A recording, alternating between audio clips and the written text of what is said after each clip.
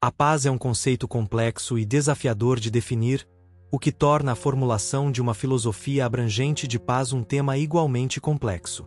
Qualquer discussão sobre uma filosofia de paz invariavelmente se cruza com questões mais amplas sobre o significado e propósito da existência humana. O problema de sua definição é, paradoxalmente, uma chave para compreender o que envolve o desenvolvimento de uma filosofia de paz. Em termos gerais, é possível diferenciar a paz negativa, entendida como a ausência de violência e guerra, da paz positiva, que envolve a presença de justiça e relações harmoniosas. Existe também o conceito de paz integrativa, que considera a paz como algo que abrange tanto as dimensões sociais quanto as pessoais. O estudo das principais tradições religiosas do mundo pode fornecer bases para uma filosofia de paz, visto que, ao longo da história, muitas pessoas enxergaram a realidade por meio das lentes da religião. Além disso, uma abordagem histórico-filosófica é útil para examinar as ideias dos principais filósofos e pensadores sobre a paz, buscando elementos em seu trabalho que possam contribuir para a fundamentação de uma filosofia de paz. Fontes contemporâneas também oferecem contribuições valiosas para o desenvolvimento dessa filosofia. A reflexão sobre uma filosofia de educação para a paz e suas interseções com a própria filosofia de paz traz à tona questões fundamentais. Existem ainda temas críticos que emergem no pensamento e na formulação de uma filosofia de paz, incluindo paradoxos e contradições que precisam ser enfrentados. Por fim, o engajamento na prática da filosofia pode ser uma chave para compreender a paz em profundidade, sugerindo que a prática filosófica é, em si, um caminho importante para o estabelecimento da paz.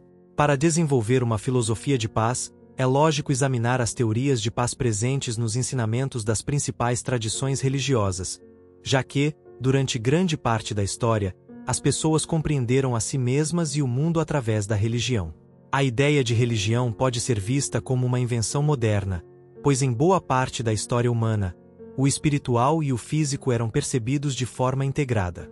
No entanto, há uma evidente divergência entre preceitos religiosos e a prática de paz, pois muitos seguidores de religiões, ao longo dos tempos, mostraram-se belicosos e violentos. Autores como James All e René Girard sugerem que a religião está no cerne da violência, seja pela depreciação do presente ou pela ideia de sacrifício. Neste contexto, interessa-nos focar nos ensinamentos de paz das grandes tradições religiosas. Quando se observa as tradições religiosas mundiais e a paz, é importante incluir a espiritualidade indígena, que fornece bases valiosas, como a conexão com o meio ambiente, a valorização de uma sociedade solidária, a gratidão pela criação e a busca pela paz interior.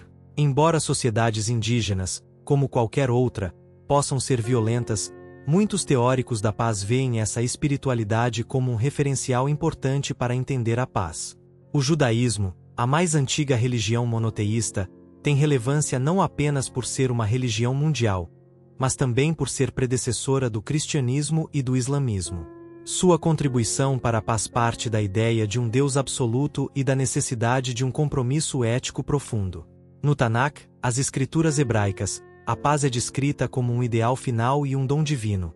O Neviim, ou literatura profética, introduz a visão de uma era messiânica de paz, livre de guerras e sofrimentos. E o Ketuvim, ou literatura de sabedoria, incorpora noções de paz interior, como a busca de serenidade em meio às dificuldades e a ideia de que a paz surge da experiência e reflexão.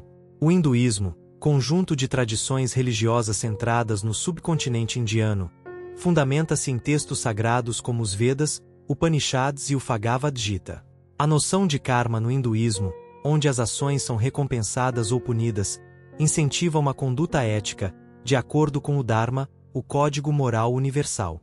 A ideia da família da humanidade e o princípio de Ahimsa, ou não violência, incentivam a tolerância e a compaixão. A filosofia de não violência desenvolvida por Gandhi, fortemente influenciada pelo hinduísmo, tornou-se um marco da paz. O budismo, baseado nos ensinamentos de Siddhartha Gautama, valoriza a Ahimsa como uma virtude central. O ideal budista de evitar o desejo também é um importante elemento pacífico, já que a busca insaciável pelo desejo é frequentemente associada ao conflito e à acumulação de riqueza, vista como contrária à paz e à harmonia social. O cristianismo, religião monoteísta surgida do judaísmo, é centrado na vida e ensinamentos de Jesus de Nazaré. Embora o cristianismo tenha se apresentado muitas vezes de forma proselitista e militarista, há também uma forte corrente de paz, presente nos ensinamentos e exemplo de Jesus, que pregou o perdão, a reconciliação e a não violência. Hoje, muitos teólogos cristãos enfatizam essa mensagem pacífica, centrada na vida de Jesus. O islamismo, outra tradição monoteísta oriunda do judaísmo, enfatiza a submissão à vontade de Alá, conforme os ensinamentos do profeta Maomé registrados no Alcorão. Embora tenha uma história de proselitismo que, em alguns momentos, foi violento, o próprio termo islamismo está relacionado com paz. O Alcorão valoriza o perdão, a reconciliação e a ausência de compulsão religiosa. Um dos pilares do islamismo, o zakat, promove a justiça social e a doação aos necessitados. O comunismo, com base nos escritos de Karl Marx e Friedrich Engels, é interpretado por alguns como uma forma de religião não teísta. Sua teoria promete um futuro de paz por meio da eliminação das desigualdades e do surgimento de uma sociedade sem classes, com uma justa distribuição de recursos e a extinção das guerras. Na visão comunista, a guerra é vista como uma consequência do imperialismo capitalista e o comunismo propõe o fim do assassinato social, que são mortes evitáveis dentro de uma classe social em condições desfavoráveis. Essas tradições oferecem perspectivas valiosas para refletir sobre a paz e construir um entendimento mais profundo sobre o que pode constituir uma filosofia de paz. Acadêmicos como Rudolf Rummel sugerem que as sociedades comunistas foram algumas das mais violentas e genocidas da história, apontando para o potencial letal de ideais mal implementados.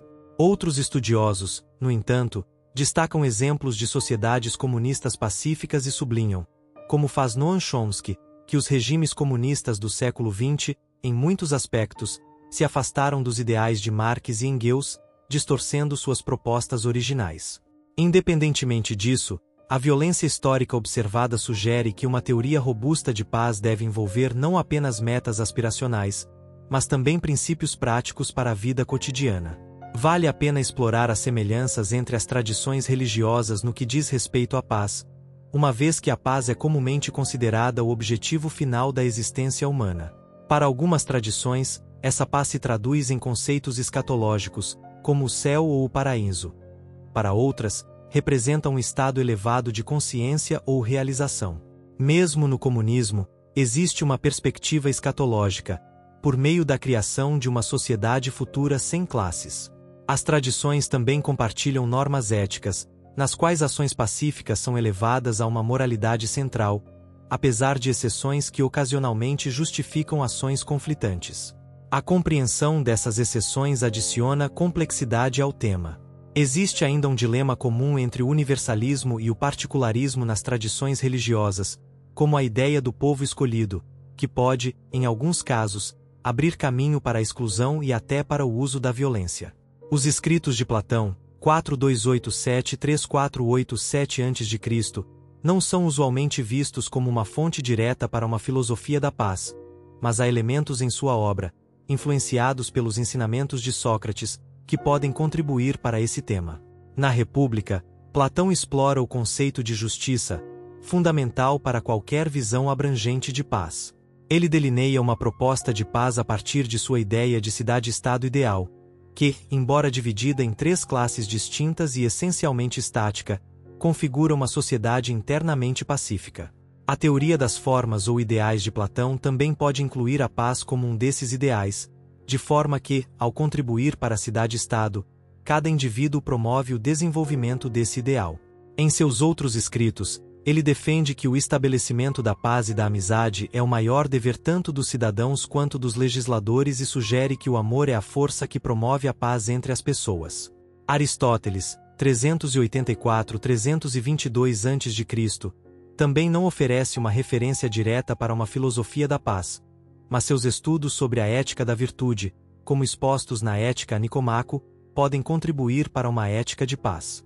A moderação de cada virtude descrita por Aristóteles pode ser vista como uma qualidade que favorece a paz. Especificamente, a virtude de coragem ou fortaleza, interpretada como assertividade, é frequentemente considerada uma qualidade essencial na prática da não-violência. Aristóteles destaca a justiça como uma virtude, e muitos teóricos da paz veem uma ligação intrínseca entre paz e justiça. Além disso, alguns estudiosos reconhecem a paz como uma virtude em si. Aristóteles enxerga o objetivo da vida como eudaimonia, ou florescimento humano, um ideal que se aproxima dos princípios de uma cultura de paz. Santo Agostinho de Hipona, 354-430 d.C., bispo e teólogo, é amplamente reconhecido por integrar a filosofia clássica ao pensamento cristão. Um aspecto relevante de seu pensamento para uma filosofia da paz é sua adaptação da ideia neoplatônica de privação, em que o mal é entendido como ausência do bem. Essa perspectiva ecoa as noções de paz positiva e negativa.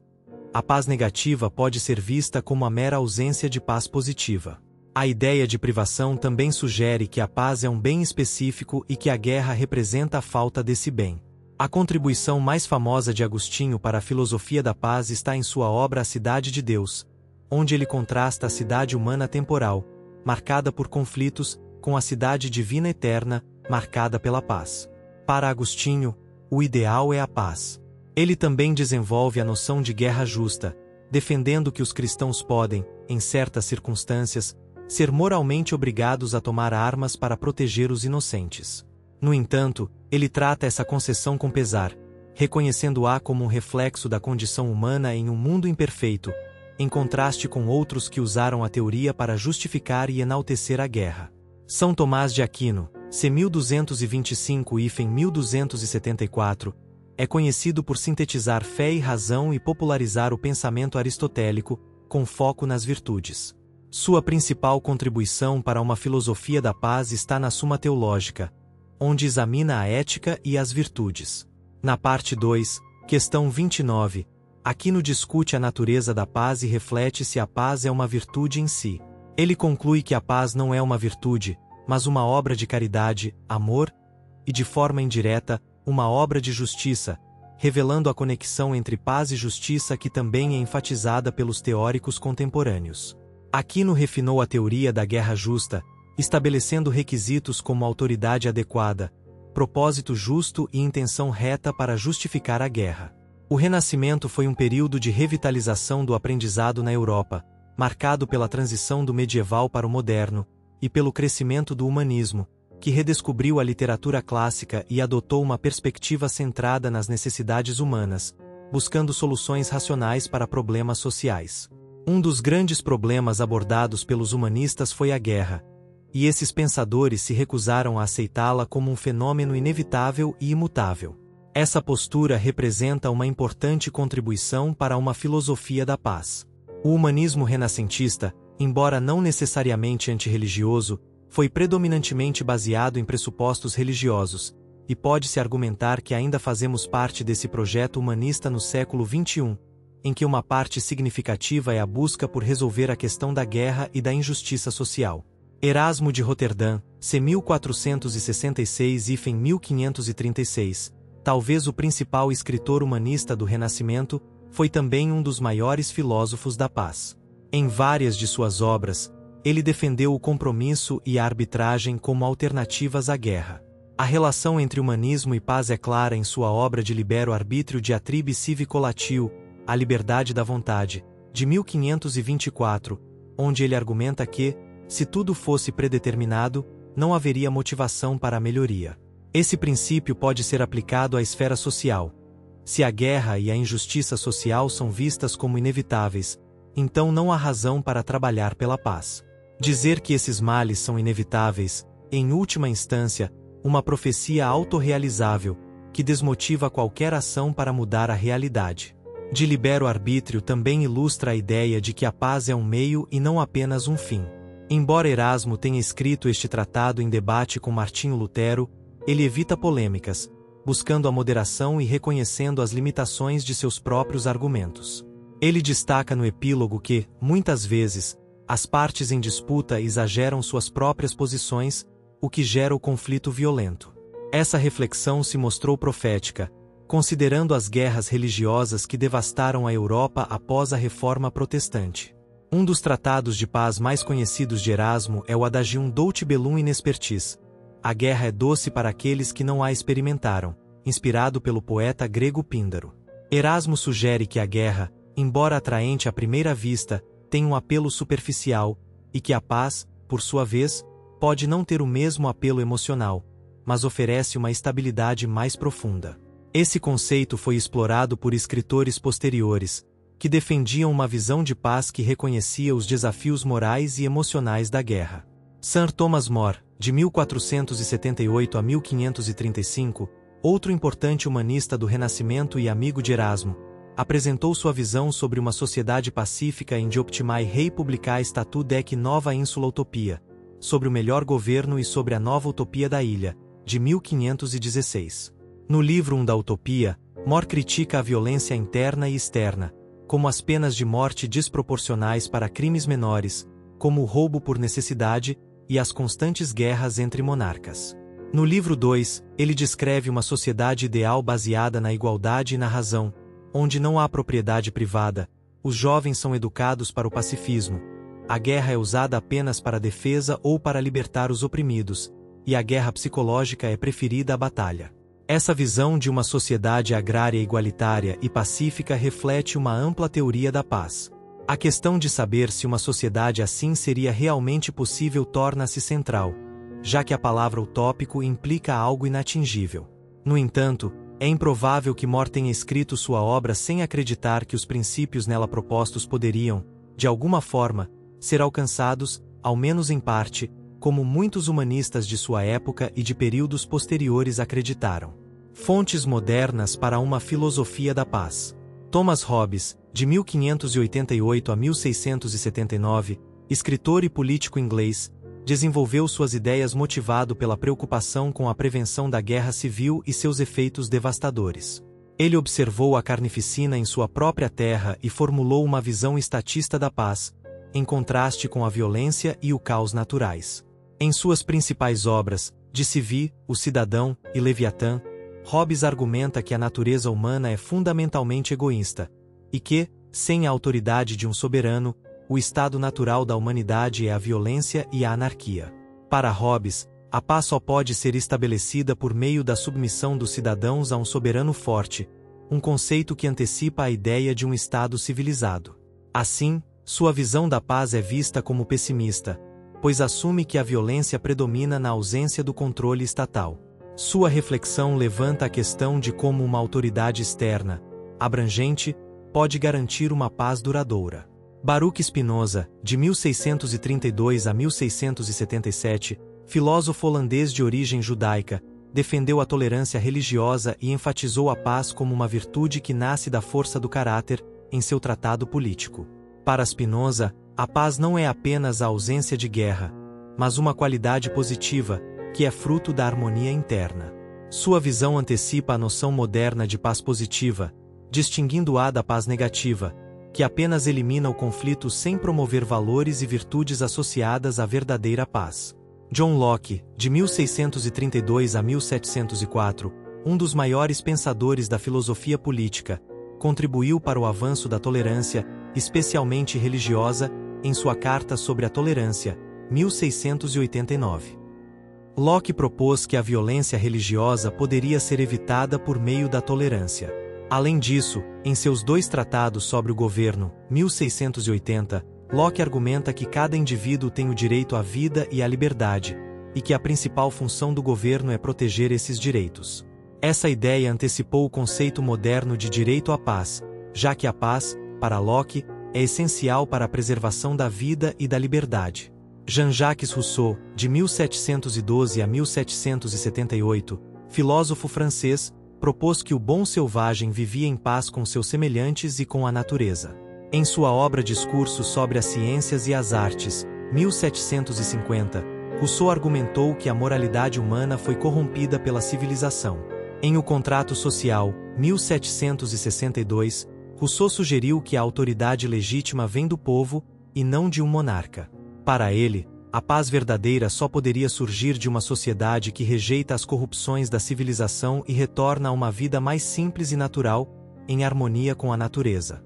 Sua filosofia influenciou movimentos pacifistas e contraculturais que buscavam uma vida mais pacífica e integrada à natureza.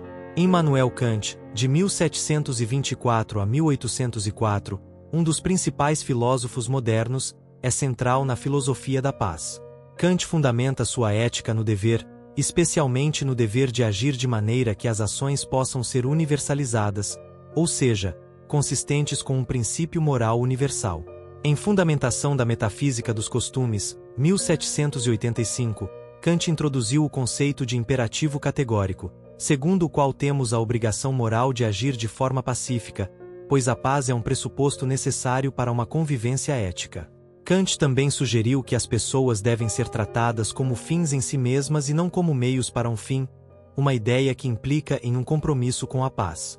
Em sua obra sobre a paz perpétua, 1795, Kant defendeu uma paz duradoura através de uma união de estados e instituições republicanas que cooperam para a paz internacional.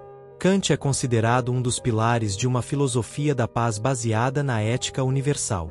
Georg Wilhelm Friedrich Hegel, de 1770 a 1831, apresentou uma visão controversa da paz, baseada em uma concepção estatista da moralidade.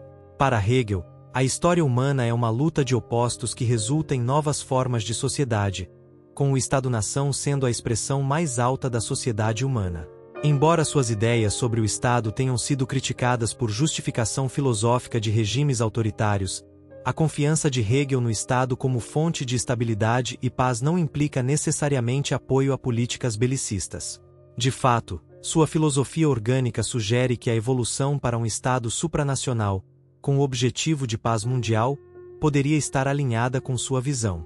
Por isso, é possível interpretar o trabalho de Hegel como uma base para uma filosofia da paz, que destaca a evolução para uma ordem mais pacífica entre as nações. Esses filósofos oferecem diferentes perspectivas sobre a paz, desde a necessidade de autoridade externa, como sugerido por Hobbes, até uma visão de paz mais natural e harmônica com a natureza, como proposta por Rousseau. Kant, por sua vez, traz uma ética de paz universal e responsabilidade moral, que continua a influenciar as discussões sobre a paz no mundo contemporâneo. Fontes contemporâneas para uma filosofia da paz. William James, de 1842 a 1910, foi um importante filósofo pragmático americano, e seu ensaio de 1906 The Moral Equivalent of War, originalmente um discurso, foi escrito em uma época em que muitos que haviam vivenciado a destruição e a perda de vidas da Guerra Civil Americana ainda estavam vivos. James oferece uma interessante fonte para uma filosofia pragmática da paz. Ele argumenta que é natural para os seres humanos buscarem a guerra, pois as demandas da guerra fornecem um desafio moral único e uma força motivadora singular para o esforço humano. Por implicação, James sugere que há pouco valor em moralizar sobre a guerra ou sobre a necessidade de paz. Em vez disso, o que é necessário é um desafio que seja visto como um equivalente moral à guerra, ou seja, um equivalente moral da guerra. A abordagem de James está alinhada com a ideia de paz positiva, onde a paz é vista como algo que deve incorporar, ou pelo menos permitir, desafios culturais. Mohandas Karamchand Gandhi, de 1869 a 1948, é amplamente reconhecido como o principal filósofo da não-violência e da paz intrapessoal. Por meio de sua vida e ensinamentos, Gandhi destacou continuamente a importância da não-violência, baseada no compromisso interno do indivíduo com a verdade. Assim, Gandhi descreve a luta pela não-violência como força da verdade, ou satyagraha. A paz, para Gandhi, não é tanto um objetivo ou condição a ser alcançada, nem um conjunto de ações ou estado das coisas, mas sim um modo de vida. No gandhismo, os meios pacíficos se tornam indistinguíveis dos fins pacíficos, unificando o chamado à paz com os meios pacíficos. O pensamento de Gandhi é influente na formação da noção de paz intrapessoal, em que a paz é vista não tanto como um conjunto de condições entre aqueles no poder, mas como um estado interno da pessoa. Gandhi também é notável por associar a não-violência à autossuficiência econômica. O filósofo Martin Buber, de 1878 a 1965, é conhecido por enfatizar a importância do diálogo autêntico, que ocorre quando os indivíduos reconhecem uns aos outros como pessoas e não como objetos. Em seu influente livro de 1923 Ishi 1 do Eu e Tu, Buber sugere que nossa existência é fundamentada em relacionamentos que são necessariamente de dois tipos: relacionamentos pessoais, envolvendo confiança e reciprocidade, chamados de Ishi do Eu Tu, e relacionamentos instrumentais, que envolvem coisas, chamados de Ishi es, Eu isso. O livro foi escrito durante a carnificina da Primeira Guerra Mundial e pode ser visto como uma reflexão filosófica sobre a verdadeira natureza da paz, onde a paz se manifesta no diálogo com o outro, enquanto a guerra é entendida como a ausência desse diálogo. Existem pontos comuns entre a filosofia de Buber e a ética do cuidado. Ambas indicam que devemos ver o outro como um indivíduo, como uma pessoa, reconhecendo seu rosto. Se reconhecermos o outro como humano e nos engajarmos com ele em diálogo, seremos menos propensos à violência e mais inclinados a buscar justiça social. Também é importante observar que Buber ressaltou que toda a vida autêntica envolve encontros. Assim, se não estivermos engajados no diálogo com os outros, não teremos paz, pelo menos não na construção positiva e plena do conceito. Martin Luther King Jr., de 1929 a 1968, é mais conhecido como um defensor dos direitos civis, mas também articulou e praticou extensivamente a paz e a não-violência. Embora não tenha desenvolvido uma filosofia original da paz, King expressou ideias sobre a paz e a não-violência de uma forma excepcionalmente poderosa. Alguns dos temas centrais articulados por King incluem o amor pelos inimigos, o dever de não conformidade, o altruísmo universal, a transformação interna, a assertividade, a interconexão de toda a realidade, a natureza contraproducente do ódio, a insanidade da guerra, a urgência moral do agora, a necessidade da não-violência na busca pela paz, a importância de uma abordagem holística para a mudança social e a concepção do mal, particularmente o racismo, o materialismo extremo e o militarismo. Gene Sharp, de 1928 a 2018, foi um importante teórico da não-violência e da ação não-violenta, cujas ideias têm sido amplamente adotadas por ativistas. O centro do seu pensamento está na compreensão do poder do Estado, especialmente a ideia de que o poder do Estado depende da conformidade dos súditos. Essa conformidade se dá por meio de instituições e da cultura. Com base nisso, Sharp desenvolveu um programa de ação não violenta que visa subverter o poder do Estado.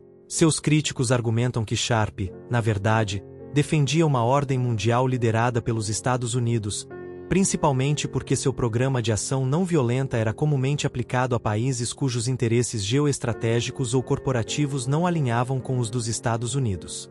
Johann Galtung, 1930, é amplamente reconhecido como o principal teórico contemporâneo da paz e é frequentemente descrito como o fundador da teoria da paz moderna. Galtung abordou o desafio de categorizar a paz por meio da análise da violência, particularmente ao distinguir a violência direta da indireta ou estrutural. A partir dessa diferenciação, Galtung desenvolveu uma tipologia integrada de paz, que inclui paz direta, onde indivíduos ou grupos não envolvem ou envolvem mínima violência direta; paz estrutural, que envolve relações justas e equitativas dentro e entre sociedades; e paz cultural, que envolve um compromisso compartilhado com apoio e incentivo mútuo. Mais recentemente, ele introduziu a ideia de paz ambiental, ou seja, o estado de harmonia com o meio ambiente. As noções de paz positiva e negativa derivam em grande parte do trabalho de Galtung.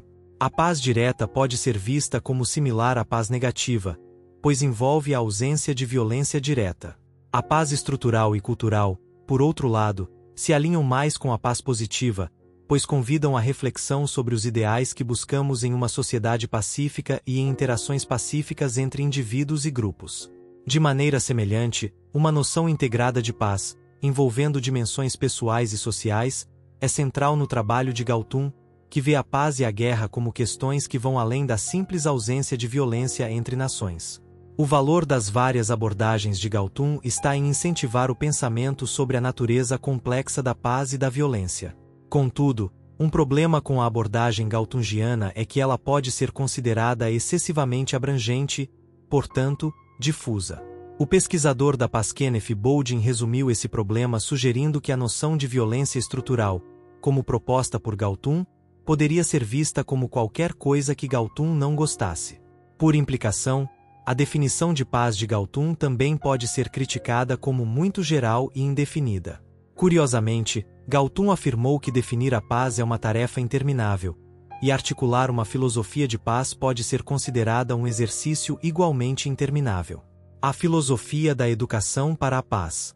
Ao explorar uma filosofia da paz, é relevante examinar também o que poderia ser considerado uma filosofia da educação para a paz. A razão para isso é que, ao definirmos a educação para a paz, estamos, de certa forma, definindo a própria paz, visto que o incentivo e a conquista da paz são os objetivos centrais dessa educação. Assim como a paz é cada vez mais reconhecida como um direito humano, a educação para a paz também pode ser concebida como um direito humano. Portanto, qualquer filosofia da educação para a paz está diretamente conectada àquilo que pode ser visto como uma filosofia da paz. Para fins de clareza, podemos categorizar as abordagens para uma filosofia da educação para a paz em duas grandes correntes: deontológicas e não deontológicas. James Caleja argumentou que a base filosófica para a educação para a paz pode ser encontrada na ética deontológica, ou seja, temos um dever para com a paz e a responsabilidade de ensinar a paz.